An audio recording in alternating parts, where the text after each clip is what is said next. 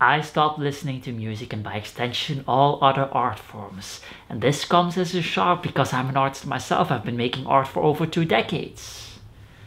But the art in the 21st century is not the same art anymore. It is polluted and not healthy for anyone to consume.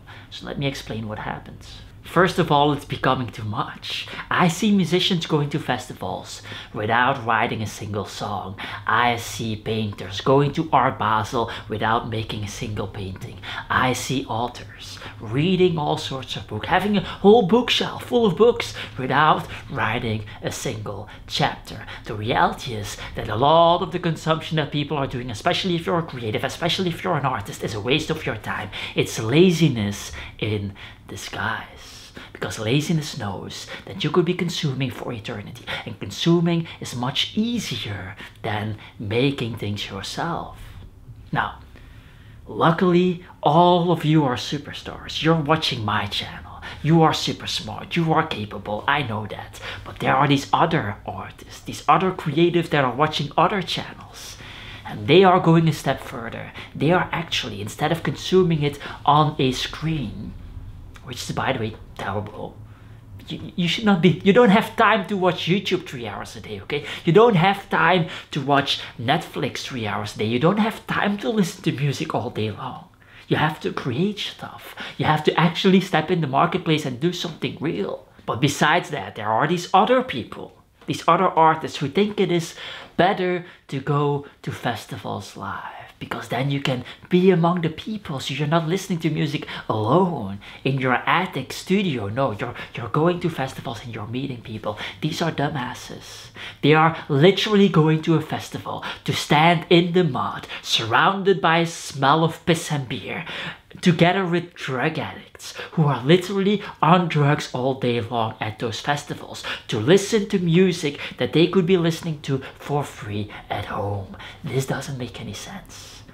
And they are paying for those festivals. They are actually paying to be there, paying to listen to musicians who made songs that they should have made in the first place. They themselves, not the musicians on the stages.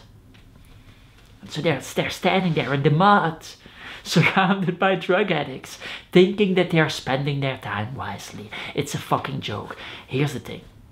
By the way, this comes from a guy who was organizing festivals at the age of 14. Festivals with multiple stages, international bands. At the age of 14, I organized one festival, you know. And so I know the ins and outs of festivals, and I can recommend you that it's a fucking waste of time. There's nothing to experience there. There is no such thing as culture. These people who go to festivals and think they are experiencing culture. Oh, but I'm going to in different countries and stuff. It's a joke. You are fooling yourself. I can guarantee you that if you go to festivals 20 times and you're a musician, it's over. You will have no music career. You don't have a chance. You are wasting your time all day long. Now, this whole festival thing is all good and well, but what about listening to music at home? What about enjoying culture? What about relaxation? The problem with music today is that there is no relaxation. Music is not what you think it is. Music has been transformed to serve the overlords. Let me explain what I mean. Let's take hip-hop, for example. The amazing music that celebrates crimes in the lyrics of the songs. So here's what happens. The owners of the private prisons in the US, they were amazing. They were absolutely having the best time ever. They were rich motherfuckers, but they didn't like to have just one private jet. No, they had a big problem. They wanted many private jets. And so they're sitting there and they already achieved market saturation.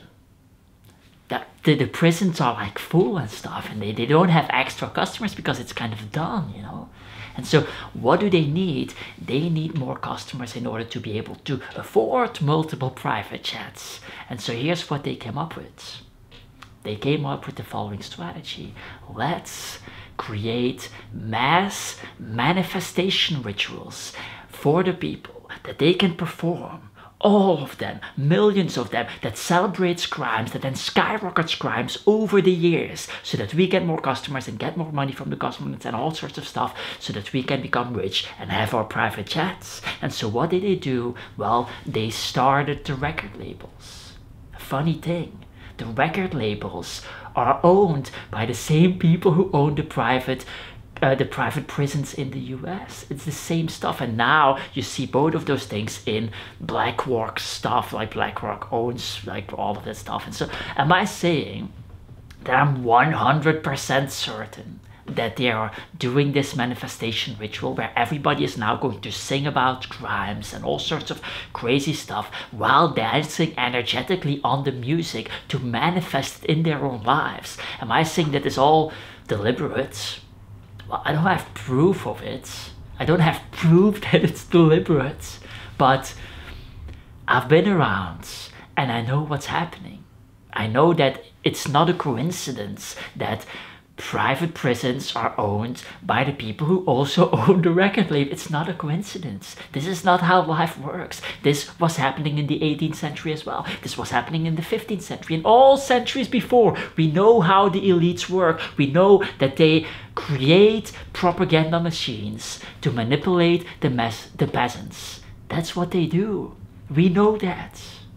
In the 18th century, the elites in the UK, the elites were doing the following thing, amazing. So they have these peasants that now suddenly have some ownership in like real estate and stuff, but they didn't really like that. They wanted to own the real estate, especially the important, really nice real estate. And so here's what they did. They would pay artists and actors and musicians to pretend that the land of those peasants that they wanted was ghosted. And so these artists would crawl over, these actors would crawl into ghost costumes and would like haunt the land and stuff like that. And then the owners, the peasant owners of the land, they would leave the land because it's rich land. And then the land would be sold for cheap because the whole village believes that it's like bad land, that there's some kind of witchcraft stuff going on in that land. And so now the land becomes very cheap and then the elites could buy it up cheaply. That's what was happening at that time. And so we know that the elites are doing that. We know that the same thing is happening at the beachfront properties in the 21st century. Sure, there's something about climate change, I'm sure. But all the rich people are buying up the real estate at the beachfront properties. Why? Because they clearly don't believe that the land is going to be flooded anytime soon. And so who is creating these narratives? Who is manipulating the brains of those people in those beachfront properties, those peasants that are now selling it off for cheaper than normal? The elites. So they convince the people that farmland is bad while they are buying up the farmland. They convince the people that beachfront property is going to be going down over time while they're buying it up. Anyway, let's go back to the whole prison thing. So the prison thing, there's this interview with Ice Cube in 2023 or something where he admits this. One of the famous rappers who clearly says in the interview, guys, those who own the prisons also own the record labels. That's what is happening in the hip hop industry. It's all manifestation. It's all propaganda manipulation. That's what happens to the arts over time. That is what happened now to the music industry. That is what happened to the art world, the paintings. If you look at Jackson Pollock and all of those artists from that time, these were paid by the CIA. The whole abstract art movement of that time was manipulation. It was propaganda for America, funded by the CIA. That was the world. A lot of the art nowadays is just deprived of its essential roots. Nowadays in the 21st century, the elites have infiltrated the arts that we consume. They've infiltrated the music. They've infiltrated the abstract paint, all sorts of paintings. They've infiltrated Netflix. They've infiltrated television. They've infiltrated the YouTubes and the TikToks of our time. They've infiltrated everything. They're controlling everything.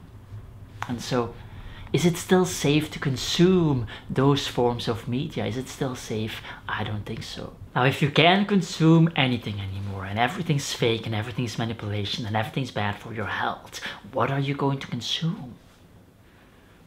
Well, the best thing that you can consume is, of course, educational stuff that is actually helping you out, such as, for example, my newsletter, where I explain the best newsletter for creatives, by the way. The best newsletter for creatives, where you not only get the right information, but also discounts. Black Friday is coming. There will be discounts for the newsletter people that only the newsletter people get and all the other people will not be getting.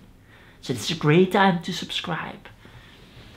But on a more serious note, what should you be consuming? Well, here's what I would recommend. This is the stepping plan of consumption. This is the best thing that you could be doing. This is the thing that will actually transform your life. Step 1.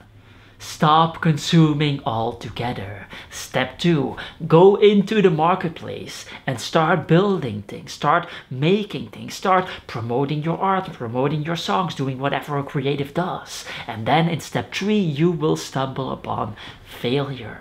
You will stumble upon failure, on a problem that needs to be solved. And then in step 4, after you identify which problem you actually have to solve, in step 4, you consume in function of that problem. And that's the only consumption that you do, so that you can solve that problem. And then step 5, you can start off where you left off in step whatever, 2, 3, whatever it was, you know, in that pre-failure phase, and try again. And hopefully this time you don't fail, and you go to the next phase. And then the next phase, you stumble upon a new problem. Then you go back and you recycle this process over and over and over. And as you recycle, you are lifting yourself up.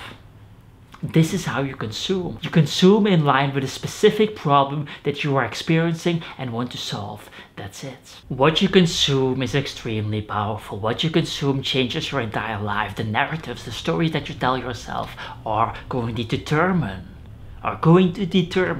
how your life ends up to be. Let me give you a story.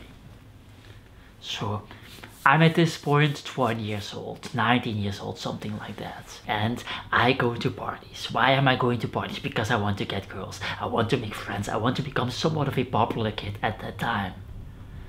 But I'm shy. I don't dare to go over to the girls and talk to them. I don't dare to break the ice with people. And so I have to come up with a plan. I have to come up with something that will do the ice breaking for me.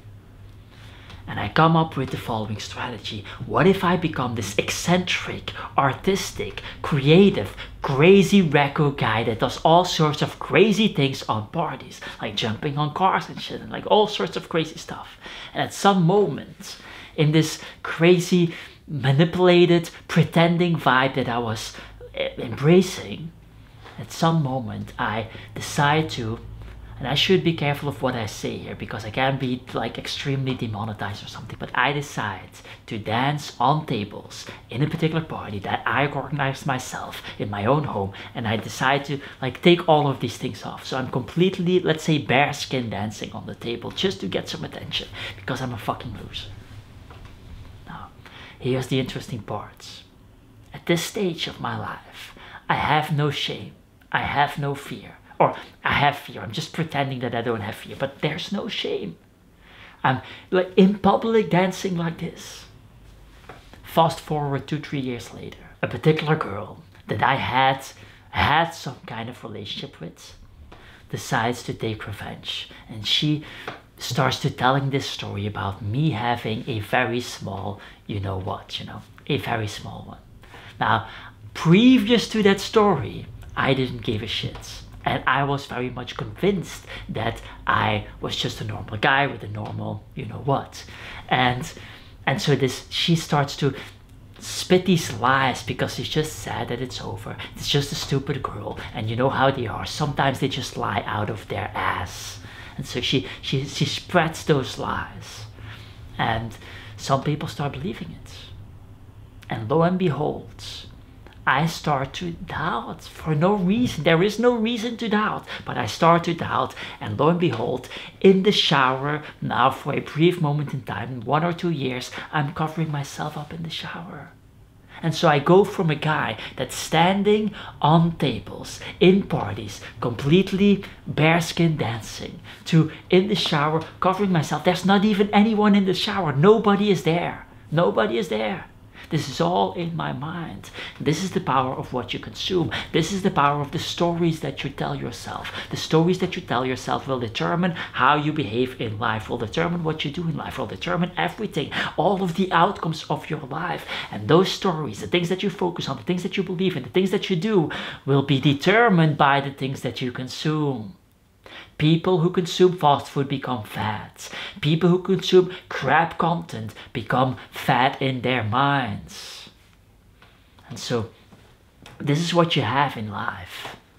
If you are a particular guy and you get bullied in school because your ears are too big, you bet that that guy 10 years later will have long hair that covers up the ears, will have a thing on his head that covers up the ear, or some like whatever hat thing, you know?